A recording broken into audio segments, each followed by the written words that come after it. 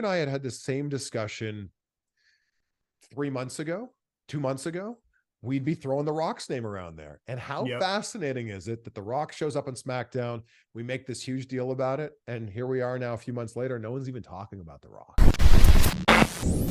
Rewind, Recap, Relive. For over 50 episodes, the revolutionary force in wrestling interview.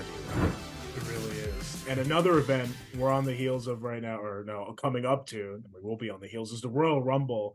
Any early picks for the Royal Rumble? It's so hard. It's so hard because I don't even feel like we're even teasing Royal Rumble storylines yet right now, which is very interesting to me. Cody could be a good pick. Actually, I'm curious, since we have all the world's information sitting in front of us right now. I'm curious what the odds are right now. Like, I've never looked at the odds. Where are you getting it? Just the general. General. Oh, okay, like, yeah. Like the betting odds. Yeah, right. So Cody and CM Punk have equal favorites right now. Actually, you could go to mybookie.ag and use the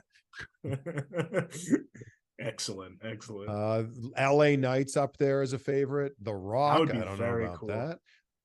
So yeah, I Nia Jax, Raquel Rodriguez, these are our favorites right now. I don't know. It feels weird to say, but I think it's too early to really know. Like, because if you and I had the same discussion 3 months ago, 2 months ago, we'd be throwing The Rock's name around there. And how fascinating is it that The Rock shows up on SmackDown?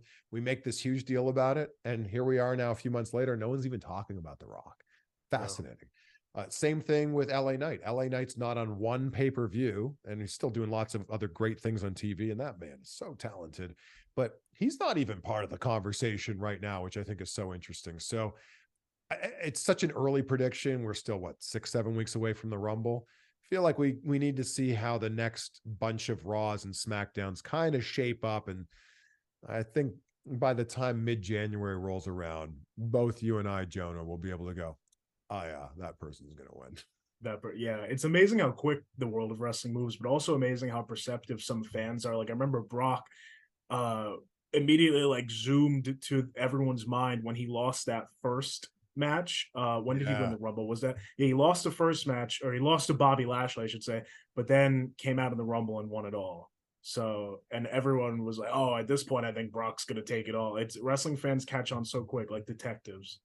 Yeah, wrestling fans also, I don't think, give things enough time to breathe. Like, I think that they'll see one thing on SmackDown, one thing on Raw, one thing on Dynamite, and be like, oh man, I can't believe they're doing this thing to this person. It's like, all right, give us some time here. Okay, give it some time. Give it a week or 2 or 3 and see what the whole story is. No, I agree. Patience and just see where all these awesome characters are in a few weeks. Patience is a virtue, yes. Patience is a virtue. Out of all the great sayings you've said so far, I think that's the best. Patience is a virtue. That's very applicable for wrestling fans, yeah. Absolutely.